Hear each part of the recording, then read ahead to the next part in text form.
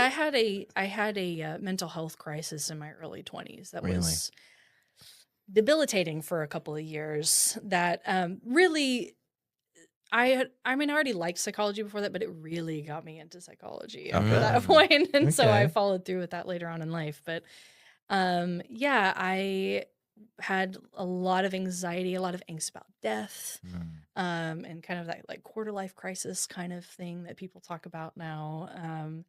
And just, transitioning into being independent and um, just had a lot Mm. of fear about getting sick, and a lot of fear of just all sorts of things. So really high anxiety that was kind of debilitating for a time. And Like existential type of stuff. some existential. It was mostly related to like illness. Like I was very my father, he died when I was 20, and very suddenly, of a I mean, we, like, knew he was sick and not taking care of himself, but he, like, lived out of state. My parents had divorced by that point. He was kinda, like, distant, lived alone.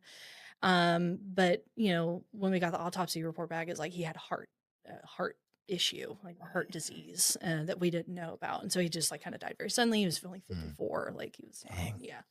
So, Okay.